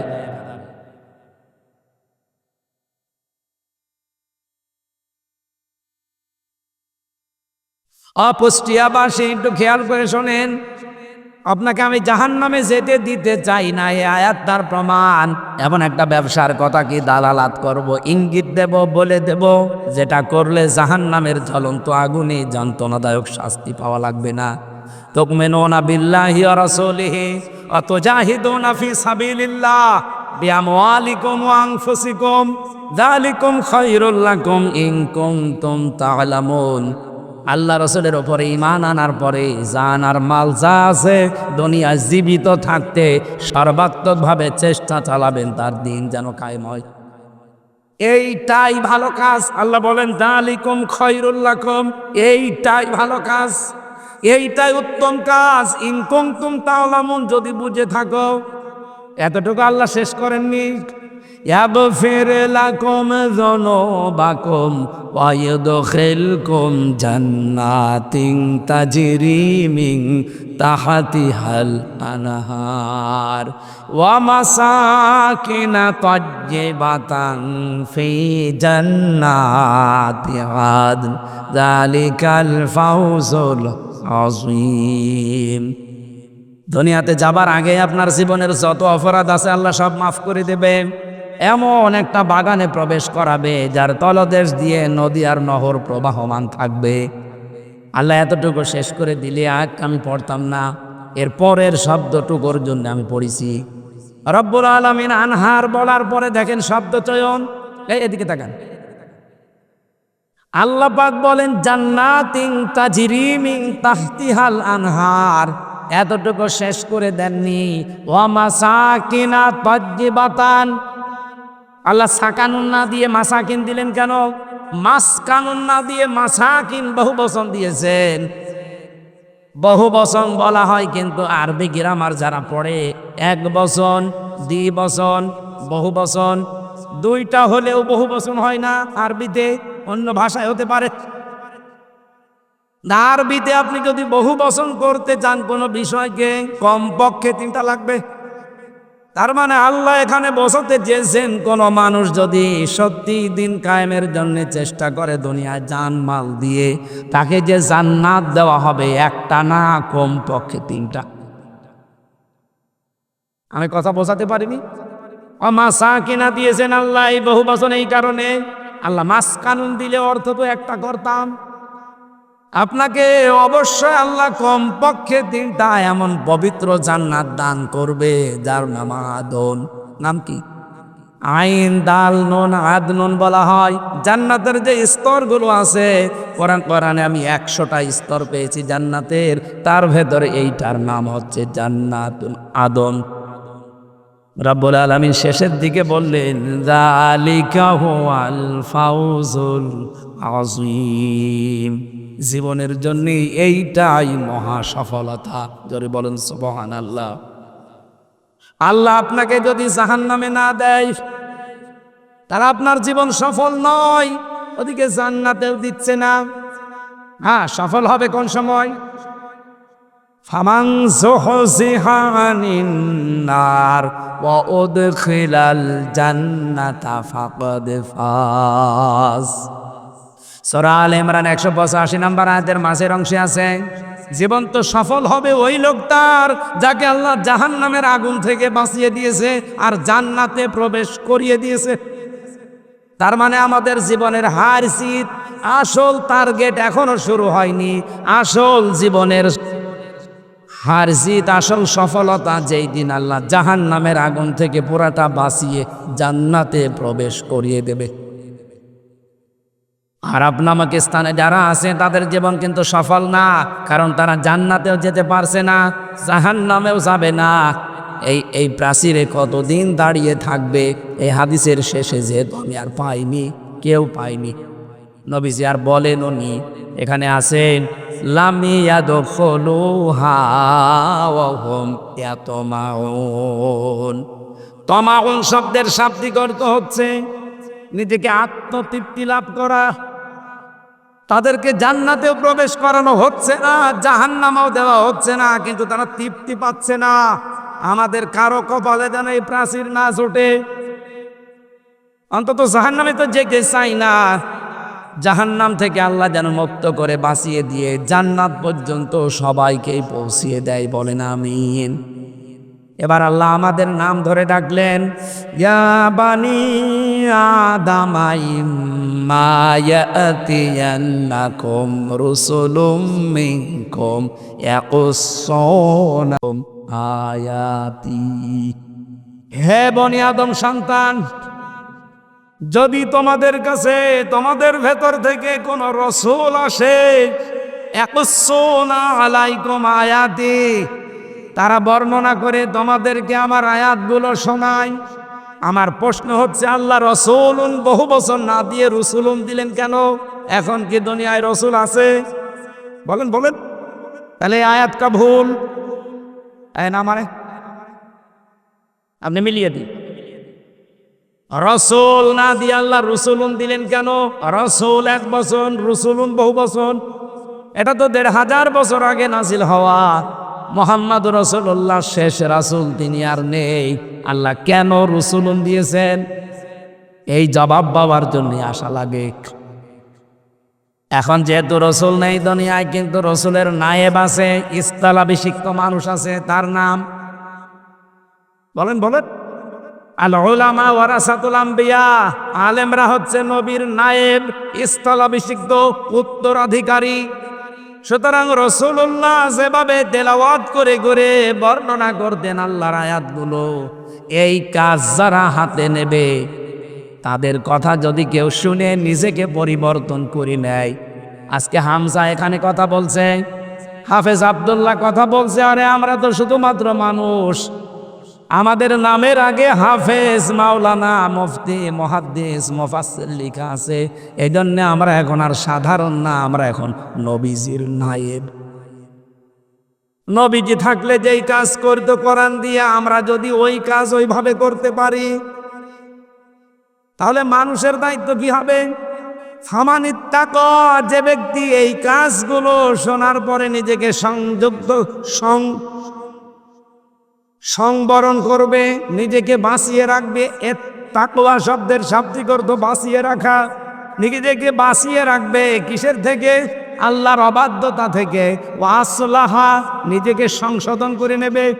এই সংশোধনের ব্যাখ্যায় হয়তো মোরশেদ ভাই বলতে চাচ্ছিলেন, সময় পাননি, পড়াটা বলতে পারেননি, আমরা এবারে ব্যাখ্যায় যাচ্ছি। আপনি নিজেকে সংশোধন করার নিয়ত নিয়ে আজকে এখানে বসা লাগবে। এতদিন আমার জীবনে যাই হয়েছে, বলে হোক জেনে হোক হয়ে গেছে, এখন আমার জীবন কি আমি বুঝে ফেলেছি, আমার জীবনটা কিচ্ছু না, চোখ বন্ধ হয়ে গেলে আমার কোনো মূল্য আর নেই। সুতরাং এই মুহূর্তে আমি সিদ্ধান্ত নেব যে আমি সংশোধন হয়ে যাব, আমি ইসলাহ হব। আল্লাহ পাক বলেন, এই দুইটা গুণ যদি আমার রাসূলদের কথা, আলেমদের কথা মতো শুনে নিজেকে পরিবর্তন করে নিতে পারো, ফালা খাউফুন আলাইহিম ওয়ালা হুম ইয়াহজানুন, কোনো ভয় নেই তোমাদের জন্যে, কোনো চিন্তা নেই। বলেন সুবহানাল্লাহ।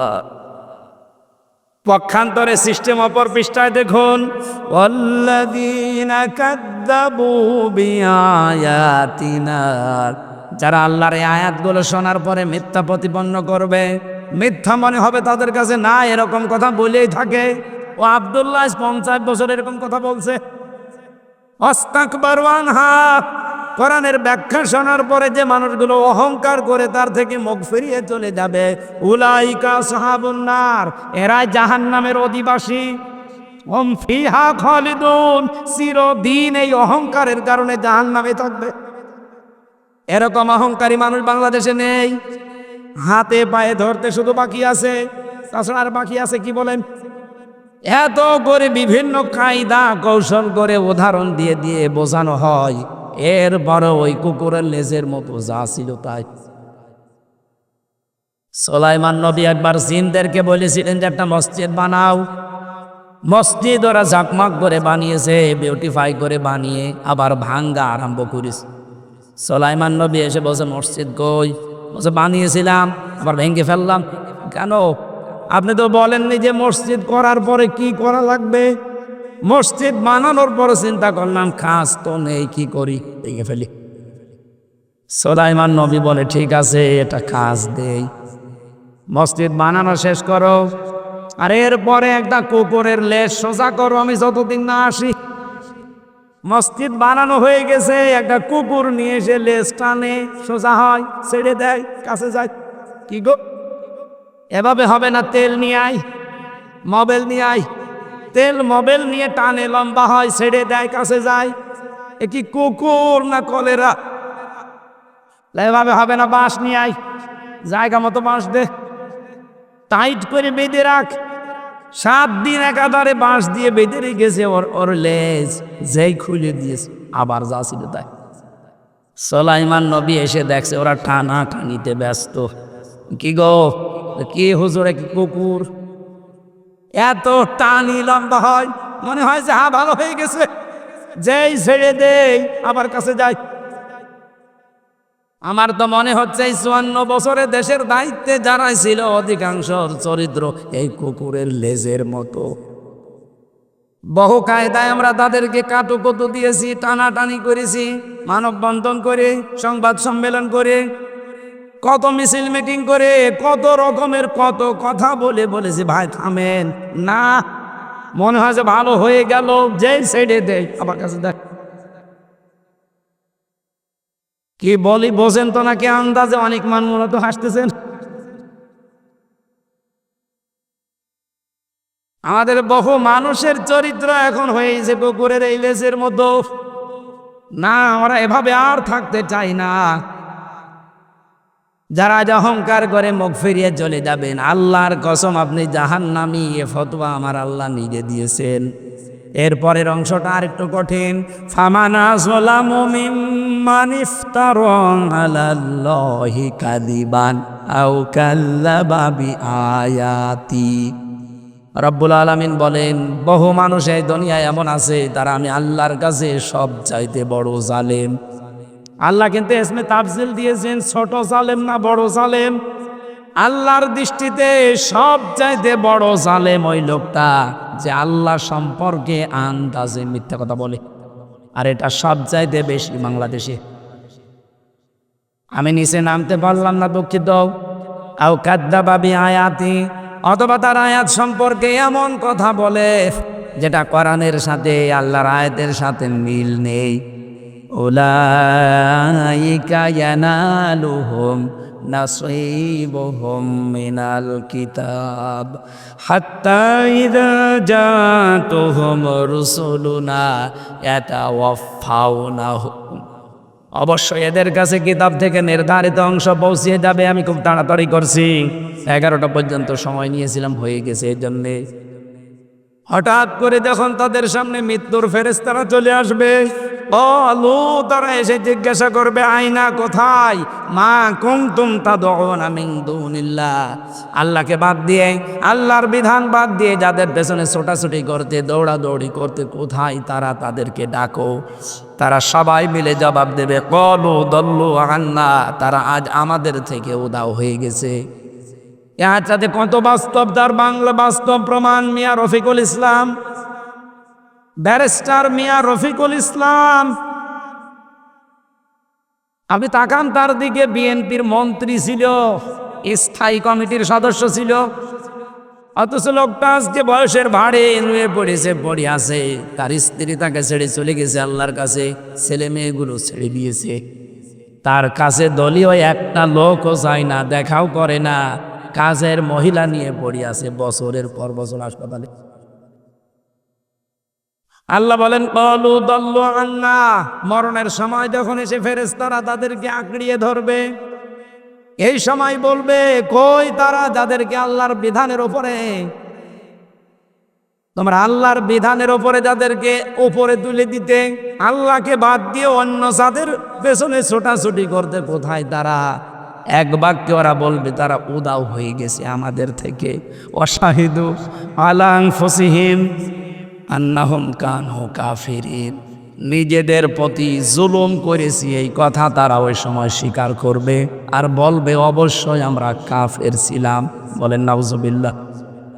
রব্বুল আলামিন বলেন এক বাক্যে আমি তাদেরকে শোনাবো, ক্বালা দুখুলু ফি উমামিন قد خلت من قبلكم من الجن والإنس في النار। প্রবেশ করো এই জাতির ভেতরে, তোমাদের পূর্বে যারা এই পৃথিবী থেকে বিদায় নিয়েছে, এরকম মানুষের তৈরি করা আইনের পেছনে ঘুরে ঘুরে জিন আর মানুষের ভেতর থেকে যাও, তাদের মাঝখানে জাহান্নামে যাও। কুল্লামা দাখালাত উম্মাতুল লানাত উখতাহা, যেই প্রবেশ করবে জাহান্নামে, যাবার পরে ওদের পূর্ববর্তী নেতাদের সাথে দেখা হবে, তখন লানত দিতে থাকবে। হাত্তা ইদা দারাকু ফিহা জামিয়া, তারা সেখানে যেই পেয়ে যাবে ওদের ওই পূর্বপুরুষদের বাপ দাদা পরদাদা অথবা নেতা নেত্রী, এদেরকে, এটা আমি বানাচ্ছি এখন। বলেন বলেন বলেন তো একটা কত বাস্তব। হাত্তা ইদা দারাকু ফিহা জামিয়া, জাহান্নামে প্রবেশ করেই তারা দেখতে পাবে তাদের অমুক নেতা সামনে দাঁড়িয়ে আছে বিশাল মোষ নিয়ে। রাব্বুল আলামিন বলেন ক্বালাত উখরাহুম লিউলাহুম রাব্বানা হাউলাই আদাল্লুনা ফাতিহিম আযাবান দিফাম মিনান নার। এ মানুষগুলো ওদের দেখেই রেগে যাবে, বলবে রব্বুল আলামিন এরাই আমাদেরকে পথভ্রষ্ট করেছিল, তোমার আইন আমাদেরকে মানতে তো দেয়নি, আর তোমার আইনের পক্ষে থাকলে উল্টা পাল্টা করতো। প্রকাশ্যে তো থাকতেই পারি নাই, গোপনেও থাকতে পারে না, এদের কারণে এদেরকে তুমি ডবল শাস্তি দাও। ওয়ালা লিকুল্লিন দিউফু ওয়ালাকিন লা তা'লামুন। রব্বুল আলামিন বলেন দ্বিগুণ শাস্তি শুধু ওদের না, সবার জন্যে আমি ব্যবস্থা করে রেখেছি। এই জন্য আমার আজকের আলোচনার বিষয় সাবধান, কার পেছনে আপনি অনুসরণ করে চলছেন। রবিউল আউয়াল মাসেও যদি আপনি নবীজিকে অনুসরণ করার সিদ্ধান্ত নিতে পারেন, বাকি জীবনে নিতে না পারেন, বিশ্বাস করেন, কসম করে বলছি আপনিও ওই দলে কিয়ামতের দিন আফসোস ছাড়া আর কিছুই পাবেন না। এটার দলিল হচ্ছে সূরা হুদ ৯৮ নম্বর আয়াত ১২ নম্বর পারা ১২ নম্বর পৃষ্ঠার প্রথম নম্বর লাইনে আছে, ইয়াকদুমু কওমাহু ইয়াউমাল কিয়ামা ফাআওরাদাহুমুন নার ওয়া বিসাল বিরদুল মাওরুদ। কিয়ামতের দিন যেই নেতা জাহান্নামে যাবে, ওই নেতার যত অনুসারী কর্মী সবাই তার সাথে জাহান্নামে যাবে। আল্লাহ আমাদেরকে আয়াত থেকে যে মূল মেসেজ, অনুসরণ করতে হলে যার তার পেছনে যাওয়া যাবে না, একমাত্র মুহাম্মদুর রাসূলুল্লাহকে যারা মেনে চলে, চোখ কান বন্ধ করে তাদের অনুসরণ করে, আল্লাহ কিয়ামতে তাদের সাথে যেন জান্নাতুল ফেরদাউসে পৌঁছিয়ে দেন। 11:15 বেজে গেছে, এখন আর কথা বলা ঠিক হচ্ছে না, আরও ছিল অনেকগুলো, আজকের মতো এই শেষ। আল্লাহুম্মা আমিন। রব্বানা আতিনা ফিদ দুনিয়া হাসানা ওয়া ফিল আখিরাতি হাসানা ওয়া কিনা আযাবান নার।